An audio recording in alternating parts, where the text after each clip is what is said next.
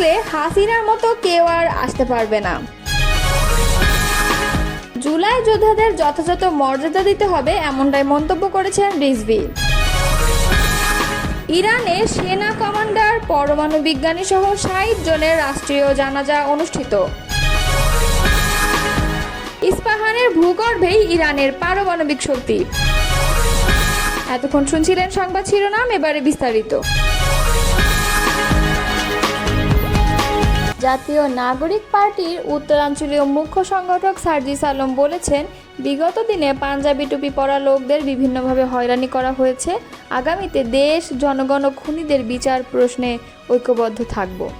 আমরা এক থাকলে হাসিনার মতো কেউ আর আসতে পারবে না। যত বড় খুনি হোক তাদের প্রতিহত করা হবে।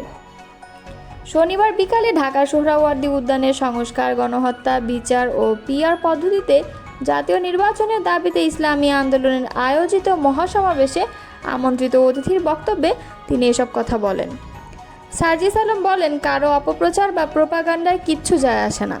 ২৪ পরবর্তী বাংলাদেশে সবাই ঐক্যবদ্ধ। আগামী জাতীয় নির্বাচনে কোনো নির্দিষ্ট দল বা ব্যক্তিকে সামনে রেখে কিচ্ছু হবে না বলে মন্তব্য করেন এনসিপির এই নেতা। এ সময় সংখ্যানুপাতিক পদ্ধতিতে নির্বাচনের পক্ষে সার্জিস মতামত ব্যক্ত করেন। মহাসমাবেশে ইসলামী আন্দোলনের কেন্দ্রীয় নেতারা ছাড়াও বিভিন্ন রাজনৈতিক দলের প্রতিনিধিরা বক্তব্য রাখেন। এতে সভাপতিত্ব করেন ইসলামী আন্দোলনের আমির ও চরমোনাই পীর মুফতি সৈয়দ মোহাম্মদ রেজাউল করিম। রংপুরে জাতীয় পার্টি ও এনসিপির নেতাকর্মীদের করা পাল্টাপাল্টি অভিযোগ মামলা হিসেবে রেকর্ড করা হয়েছে। রোববার রাতে কোতোয়ালি থানায় মামলা দুটি রেকর্ড করা হয়। বিষয়টি নিশ্চিত করেছেন কোতোয়ালি থানার ওসি মোহাম্মদ আতাউর রহমান। এর আগে গত বৃহস্পতিবার নগরীর সেনপাড়ায় জাপা চেয়ারম্যানের বাড়ি দ্য স্কাই ভিউতে হামলা, ভাঙচুর ও বাড়িতে রাখা কয়েকটি মোটরসাইকেল অগ্নিসংযোগের ঘটনা ঘটে।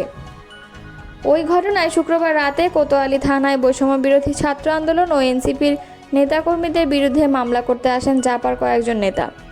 মামলার বাদী হন জাতীয় ছাত্র সমাজের কেন্দ্রীয় সদস্য সচিব আরিফ আলী, কিন্তু সেদিন মামলা রেকর্ড না করে অভিযোগ হিসেবে নেয় থানা পুলিশ।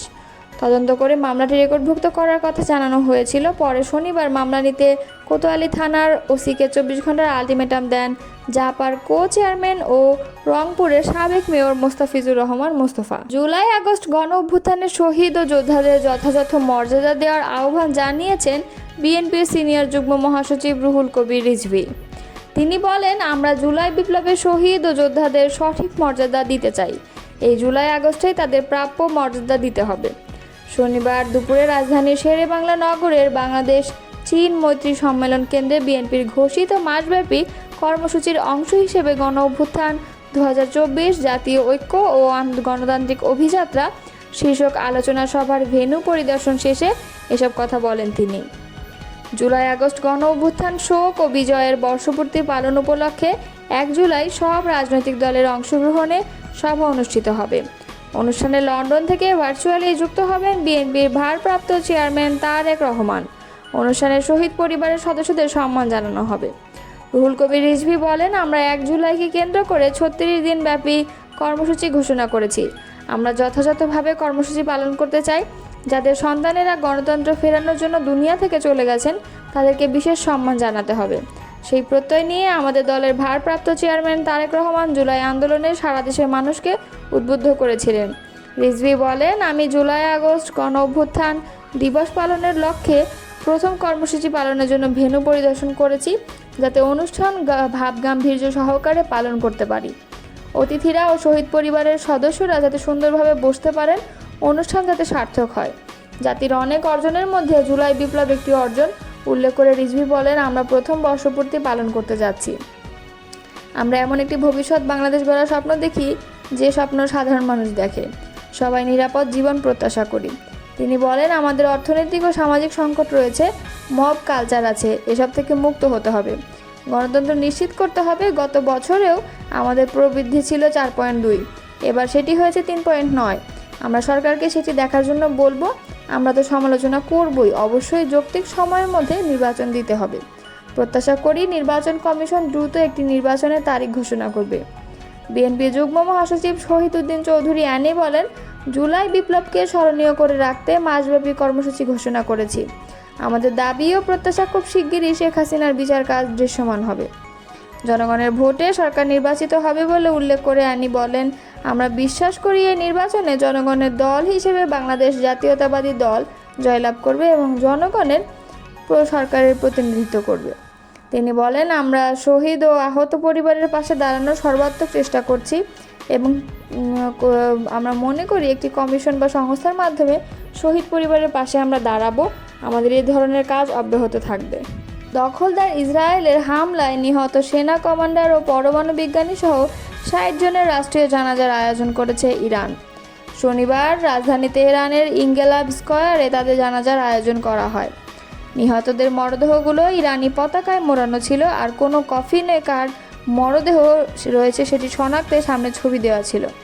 গত 13 জুন রাতে ইসরায়েল ইরানে হামলা চালায়। 12 দিন যুদ্ধ চলার পর যুক্তরাষ্ট্রের প্রস্তাব ও কাতারের মধ্যস্থতায় দুই পক্ষের মধ্যে যুদ্ধবিরতি হয়। জানাজায় অংশ নিতে যারা এসেছিলেন তাদের অনেকের গায়ে কালো পোশাক ছিল, হাতে ছিল ইরানের পতাকা। তারা ইঙ্গেলাব স্কয়ারে বিভিন্ন স্লোগান দেন।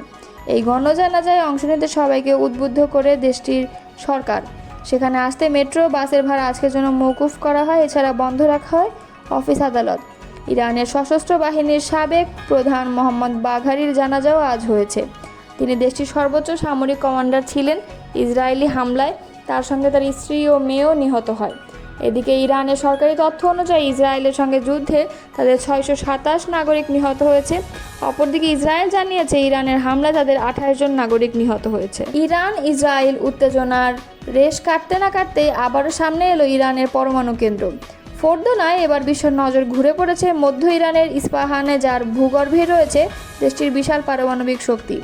এটি মাটির অনেক নিচে গড়ে তোলা তেহরানের সবচেয়ে গোপন এবং দুর্ভেদ্য পারমাণবিক ঘাঁটি, যেখানে রয়েছে ইরানের সমৃদ্ধ ইউরেনিয়ামের সবচেয়ে বড় মজুদ, যা একটি পারমাণবিক বোমা তৈরির জন্য যথেষ্ট। ওয়াশিংটনের সামরিক ও গোয়েন্দা কর্মকর্তারা দাবি করছেন এই ঘাঁটিতে ইরান তার ইউরেনিয়ামের প্রায় 60% মজুত করে রেখেছে। একই সঙ্গে তারা স্বীকারও করেছেন ইস্পাহান পারমাণবিক স্থাপনায় হামলায় শক্তিশালী বাংকার বাস্টার বোমা ব্যবহার করেনি যুক্তরাষ্ট্র, কারণ এই স্থাপনাটি এতটাই গভীরে যে এই ধরনের বোমাও সেখানে কার্যকর হতো না। বৃহস্পতিবার মার্কিন সিনেটরদের এক গোপন ব্রিফিং এই তথ্য নিশ্চিত করেছেন মার্কিন প্রতিরক্ষা বিভাগের জয়েন্ট চিফস অব স্টাফের চেয়ারম্যান জেনারেল ড্যান কেইন। শুক্রবার এই খবর জানিয়েছে মার্কিন সংবাদ মাধ্যম CNN। মার্কিন কর্মকর্তারা বিশ্বাস করেন স্থাপনাটির ভেতরের অংশ, যেখানে ইরানের প্রায় 60% সমৃদ্ধ ইউরেনিয়াম মজুদ রয়েছে, তা এতটাই গভীরে অবস্থিত যে সেগুলো ধ্বংস করা এই বোমার পক্ষে সম্ভব হতো না।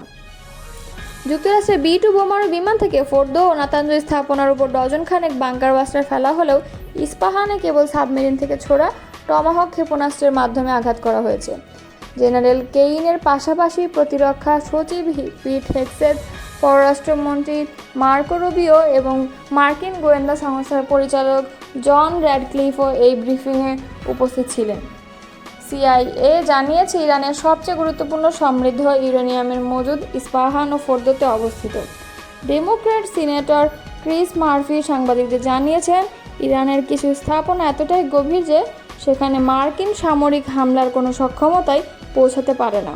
তারা তাদের মজুদের বেশিরভাগ অংশ এমন সব জায়গায় সরিয়ে নিতে সক্ষম হয়েছে যেখানে যুক্তরাষ্ট্রের বোমা হামলা কোনো ক্ষতি করতে পারবে না।